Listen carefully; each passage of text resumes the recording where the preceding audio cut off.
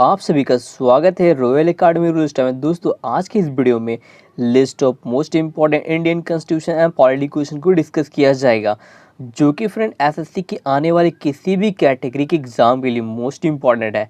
तो चलिए दोस्तों बिना देर की आज के इस वीडियो को स्टार्ट करते हैं। Question number 1, the term caste was drive from. दोस्तों इस क्वेश्चन में पूछा गया है जो कास्ट टर्म है वह शब्द कहाँ से लिया गया है। यहाँ पर ऑप्शन देख सकते हैं आप। Option A Portuguese, option B Dutch, option C German, option D British. तो दोस्तों इस क्वेश्चन का राइट आंसर हो जाएगा पोर्टुगीज। यहाँ पर जो टर्म यूज किया गया है दोस्तों जो कास्ट, ये पोर्टुगीज के द्वारा ड्राइव किया गया है, पोर्टुगीज के द्वारा लिया गया है। तो पोर्टुगीज इस क्वेश्चन का बिल्कुल राइट आंसर हो जाएगा दोस्तों। The term greater India denotes. तो दोस्तों यहाँ पर जो ग्रेटर इंडिया है ये किस चीज़ को डिनोट करता है। Option A political unity, option B cultural unity, option C regional unity, option D social unity. तो दोस्तों इस क्वेश्चन का राइट आंसर हो जाएगा कल्चरल यूनिटी। जो दोस्तों टर्म जो ग्रेटर इंडिया है ये कल्चरल यूनिटी को डिनोट्स करता है। ऑप्शन बी इस क्वेश्चन का बिल्कुल राइट आंसर हो जाएगा। ग्रेटर इंडिया जो शब्द है दोस्तों ये कल्चरल यूनिटी को डिनोट्स करता है। ऑप्शन बी इस क्वेश्चन का सही उत्तर हो जाएगा। अगला क्वेश्चन देख सकते हैं, who is rightly called the father of local self government in India. तो दोस्तों इस क्वेश्चन में पूछा गया भारत में स्थानीय स्वशासन का जनक किसे कहा जाता है। तो दोस्तों इस क्वेश्चन के लिए आप ऑप्शन देख सकते हैं। Option A Lord Mayo, option B Lord Ripon, option C Lord Curzon, option D Lord Clive. तो दोस्तों इस क्वेश्चन का बिल्कुल राइट आंसर हो जाएगा ऑप्शन बी यानी लॉर्ड रिपन। लॉर्ड रिपन एक कट्टर उदारवादी लोकतांत्रिक थे दोस्तों। तो दोस्तों भारत में स्थानीय स्वशासन का जनक लॉर्ड रिपन को कहा जाता था। तो लॉर्ड रिपन इस क्वेश्चन का राइट आंसर हो जाएगा ऑप्शन बी। अगला क्वेश्चन आप देख सकते हैं मेरे प्यारे साथियों, the two forms of democracy are. तो कहा गया है लोकतंत्र के दो रूप कौन से होते हैं फ्रेंड। तो यहाँ पर आप ऑप्शन देख सकते हैं। Option A parliamentary and presidential, option B direct and indirect, option C monarchial and republican, option D parliamentary and king. तो दोस्तों इस क्वेश्चन का बिल्कुल राइट आंसर हो जाएगा option A, the two forms of democracy are parliamentary and presidential. तो option A इस question का राइट आंसर हो जाएगा। लोकतंत्र का वह दो रूप दोस्तों पार्लियामेंट्री एंड प्रेसिडेंशियल है। ऑप्शन ए इस क्वेश्चन का बिल्कुल राइट आंसर हो जाएगा। अगला क्वेश्चन आप यहाँ देख सकते हैं, which is an extra constitutional body. यहाँ पूछा गया है दोस्तों इस क्वेश्चन में एक अतिरिक्त संवैधानिक बॉडी कौन सी होती है। तो यहाँ ऑप्शन देख सकते हैं। Option A language commission, option B planning commission, option C election commission, option D finance commission. तो दोस्तों इस क्वेश्चन का राइट आंसर हो जाएगा ऑप्शन बी यानी प्लानिंग कमीशन। तो फ्रेंड एक अतिरिक्त संवैधानिक बॉडी प्लानिंग कमीशन होती है। तो ऑप्शन बी इस क्वेश्चन का बिल्कुल राइट आंसर हो जाएगा। अगला क्वेश्चन यहाँ पर आप देख सकते हैं, the prime minister of India is. तो दोस्तों यहाँ पर पूछा गया इस क्वेश्चन भारत के प्रधानमंत्री इनमें से क्या होता है फ्रेंड। देखिए आप ऑप्शन देख सकते हैं। पहला ऑप्शन है इलेक्टेड, प्रधानमंत्री को यहाँ पर भारत में इलेक्टेड किया जाता है। ऑप्शन बी अपॉइंटेड किया जाता है, ऑप्शन सी नॉमिनेटेड किया जाता है, या ऑप्शन डी सिलेक्टेड किया जाता है। तो दोस्तों यहाँ पर इसमें से कौन सा ऑप्शन राइट हो जाएगा। तो दोस्तों इसमें से जो ऑप्शन बी है इसका बिल्कुल राइट आंसर हो जाएगा, the prime minister of India is appointed. तो भारत के प्रधानमंत्री को अपॉइंट किया जाता है दोस्तों, यानी नियुक्त किया जाता है। तो ऑप्शन बी इस क्वेश्चन का राइट आंसर हो जाएगा। अगला क्वेश्चन आप यहाँ देख सकते हैं, which is not an all India services. मतलब पूछा गया इनमें से कौन सा ऑल इंडिया सर्विस नहीं होता है। यहाँ पर ऑप्शन देख सकते हैं, Indian administration service, option A, option B देख सकते हैं Indian police service, option C देख सकते हैं Indian foreign service, option D देख सकते हैं इंडियन फॉरेस्ट सर्विस। तो दोस्तों यहाँ पर ऑप्शन सी इसका राइट आंसर हो जाएगा, तो Indian foreign service.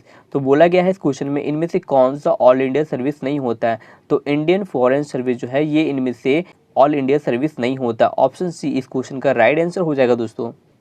Indian foreign service is not an all India service. All India service in India are Indian police service जिसे आईपीएस कहते हैं, Indian forest service IFS, and Indian administration service यानी IAS. ये तीनों friend all India service होता है, जबकि friend यहाँ पर Indian foreign service all India service नहीं होता है। ऑप्शन सी इस क्वेश्चन का राइट आंसर हो जाएगा।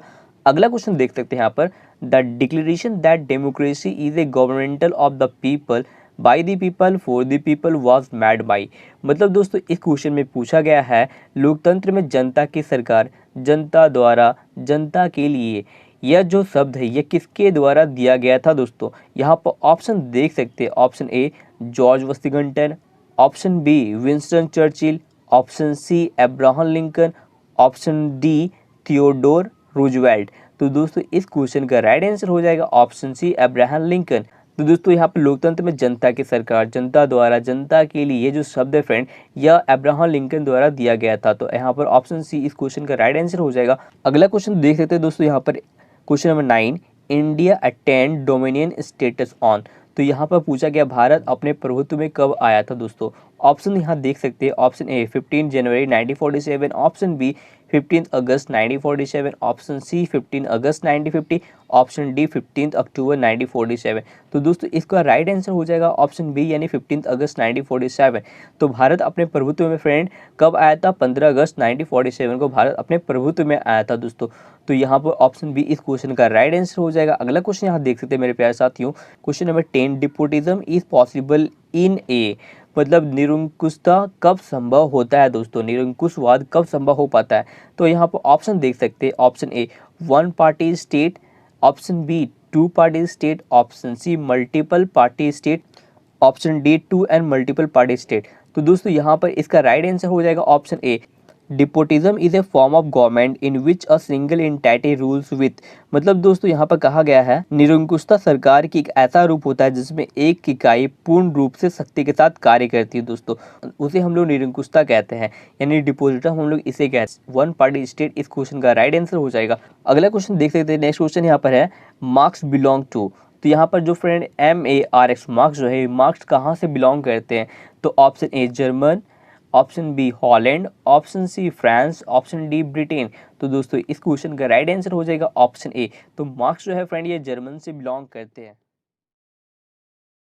निम्नलिखित में से कौन सा मौलिक अधिकारों का संरक्षक होता है। यहाँ पर आप ऑप्शन देख सकते हैं, लेजिस्लेचर जिसको हम लोग विधानमंडल हिंदी में कहते हैं, ऑप्शन बी एग्जीक्यूटिव जिसको हम लोग हिंदी में कार्यपालिका कहते हैं, ऑप्शन सी पॉलिटिकल पार्टी जिसको हम लोग राजनीतिक दल कहते हैं, ऑप्शन डी जुडिशरी जिसको हम लोग न्यायतंत्र कहते हैं। तो दोस्तों इस क्वेश्चन का राइट आंसर हो जाएगा ऑप्शन डी जुडिशरी। तो फ्रेंड यहाँ पूछा गया इस क्वेश्चन में निम्नलिखित में से कौन मौलिक अधिकारों का संरक्षक होता है। तो ऑप्शन डी यानी जुडिशरी जो है न्यायतंत्र है फ्रेंड, जो मौलिक अधिकारों का संरक्षक होता है, यानी ऑप्शन डी जुडिशरी इस क्वेश्चन का राइट आंसर हो जाएगा।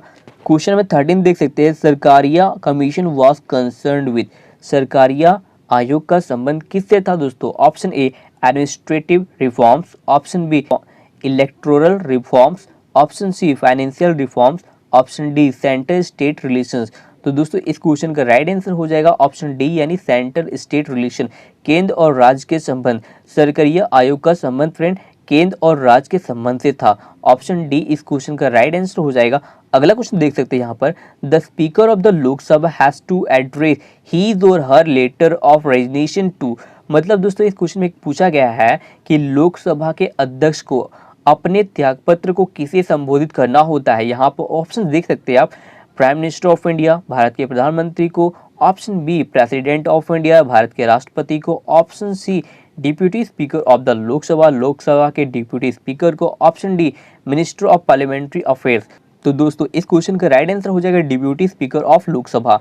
तो फ्रेंड यहाँ पर लोकसभा के जो अध्यक्ष को अपने त्यागपत्र जो है उससे फ्रेंड किसे संबोधित करना होता है, डिप्यूटी स्पीकर ऑफ लोकसभा को संबोधित करना होता है। ऑप्शन सी इस क्वेश्चन का राइट आंसर हो जाएगा। क्वेश्चन 15 देख सकते हैं मेरे प्यारे साथियों, a presidential ordinance can remain in force. मतलब राष्ट्रपति का अध्यादेश कितने दिनों के लिए लागू होता है।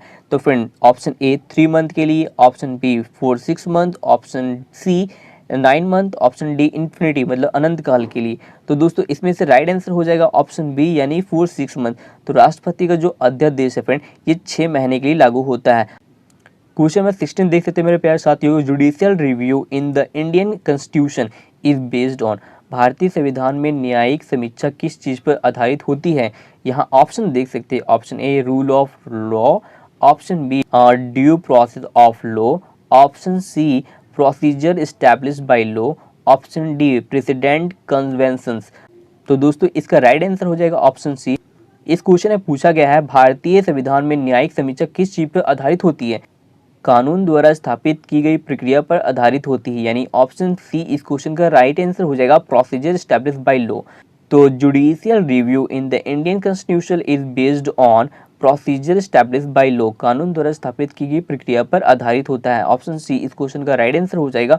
अगला क्वेश्चन देख सकते हैं यहाँ पर, the drafting of the constitution was completed on, मतलब पूछा गया है संविधान का ड्राफ्ट कब तैयार किया गया था। यहाँ ऑप्शन देख सकते हैं, option A 26 Jan 1950, option B 26 दिसंबर 1949, ऑप्शन सी 26 नवंबर 1949, ऑप्शन डी 13 नवंबर 1949। तो दोस्तों इस क्वेश्चन का राइट आंसर हो जाएगा ऑप्शन सी 26 नवंबर 1949।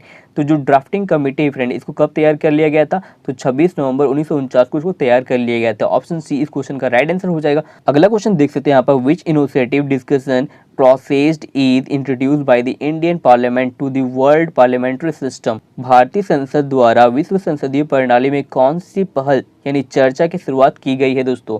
Which initiative discussion process is introduced by the Indian parliamentary to the world parliamentary system। तो दोस्तों यहाँ पर ऑप्शन देख सकते हैं, option A question hour, option B zero hour, option C resolution, option D presidential speech. तो दोस्तों इस क्वेश्चन का राइट आंसर हो जाएगा ऑप्शन बी यानी जीरो आवर। अगला क्वेश्चन यहाँ पर देख सकते हैं दोस्तों, द जजेस of the supreme court retire at the age of, सर्वोच्च न्यायालय के जो न्यायाधीश होते हैं यानी जज होते हुए कितने आयु में वो सेवानिवृत्त होते हैं फ्रेंड, यानी रिटायर होते हैं। यहाँ ऑप्शन देख सकते हैं 60 years, option B 65 years, option C 62 years, option D 58 years. तो दोस्तों इस क्वेश्चन का बिल्कुल राइट आंसर हो जाएगा 65 ईयर्स, ऑप्शन बी इस क्वेश्चन का राइट आंसर हो जाएगा। सर्वोच्च न्यायालय के जो जज होते हैं फ्रेंड वो 65 ईयर्स की आयु में रिटायर्ड होते हैं, यानी ऑप्शन बी इस क्वेश्चन का राइट आंसर हो जाएगा। अगला क्वेश्चन देख सकते हैं मेरे प्यारे साथियों, who was the architect of the north and south blocks of the central secretariat in Delhi. पूछा गया है इस क्वेश्चन में, दिल्ली में केंद्रीय सचिवालय के उत्तर और दक्षिण ब्लॉक के वास्तुकार कौन थे दोस्तों। तो यहाँ पर ऑप्शन देख सकते हैं, sir Edward Lutyens, option B Herbert Baker, option C Robert Torres, option D Antonin Raymond. तो दोस्तों इस क्वेश्चन का राइट आंसर हो जाएगा हर्बर्ट बैकर, ऑप्शन बी इस क्वेश्चन का राइट आंसर हो जाएगा। दिल्ली में केंद्रीय सचिवालय के उत्तर और दक्षिण ब्लॉक के वास्तुकार हर्बर्ट बैकर थे दोस्तों, यानी ऑप्शन बी इस क्वेश्चन का राइट आंसर हो जाएगा। The architect of north and south block of the central secretariat in Delhi was Herbert Baker friends. South block में प्रधानमंत्री का कार्यालय होता है, रक्षा मंत्री तथा विदेश मंत्री का कार्यालय होता है फ्रेंड्स साउथ ब्लॉक में। जबकि बात की जाए नॉर्थ ब्लॉक में, तो नॉर्थ ब्लॉक में मुख्य रूप से वित्त मंत्रालय और गृह मंत्रालय का कार्यालय होता है। अगला क्वेश्चन देख सकते हैं मेरे प्यारे साथियों, for the election of presidential of India a citizen should have completed the age of, Bharat के राष्ट्रपति के चुनाव के लिए एक नागरिक की आयु कितनी होनी चाहिए दोस्तों। ऑप्शन देख सकते हैं यहाँ पर, option A 25 years, option B 30 years, option C 35 years, option D 18 years. तो दोस्तों इस क्वेश्चन का राइट आंसर हो जाएगा ऑप्शन सी यानी 35 ईयर्स। भारत के राष्ट्रपति के चुनाव के लिए फ्रेंड एक नागरिक की आयु 35 ईयर्स होनी चाहिए और फ्रेंड भारत का नागरिक भी होना चाहिए। तो ऑप्शन सी इस क्वेश्चन का राइट आंसर हो जाएगा। अगला क्वेश्चन फ्रेंड आप देख सकते हैं, a member of parliament will lose his membership of parliament if he is continuously absent from session 4। मतलब पूछा गया है दोस्तों, संसद का एक सत्र जो होता है फ्रेंड, संसद के सत्र में लगातार कितने दिनों के उपस्थित रहने पर फ्रेंड संसद का एक सदस्य अपनी सदस्यता को खो देता है फ्रेंड। तो ऑप्शन देख सकते हैं 45 दिन, ऑप्शन बी 60 दिन, ऑप्शन सी 90 डेज मतलब 90 दिन, ऑप्शन डी 365 डेज। तो दोस्तों इस क्वेश्चन का राइट आंसर हो जाएगा ऑप्शन बी यानी 60 दिन, तो 60 डेज फ्रेंड। तो a member of parliament will lose his membership of parliament if he is continuously absent from session 4 60 days. संसद के सत्र में लगातार फ्रेंड 60 दिन अनुपस्थित रहने पर संसद का एक सदस्य अपनी सदस्यता को खो देता है फ्रेंड। तो 60 दिन, ऑप्शन बी इस क्वेश्चन का राइट आंसर हो जाता है। अगला क्वेश्चन देख सकते हैं मेरे प्यारे साथियों, in India the residuary powers are vested with, Bharat में अवशिष्ट शक्तियाँ किसके पास होती है। ऑप्शन देख सकते हैं, option A union government, option B state government, option C both means the union government as well as state government, option D local government. So friend इसका राइट आंसर हो जाएगा ऑप्शन ए यानी union government. तो friend Bharat में जो अवशिष्ट शक्तियाँ होती है ये यूनियन गवर्नमेंट के पास होती है, ऑप्शन ए इस क्वेश्चन का राइट आंसर हो जाएगा।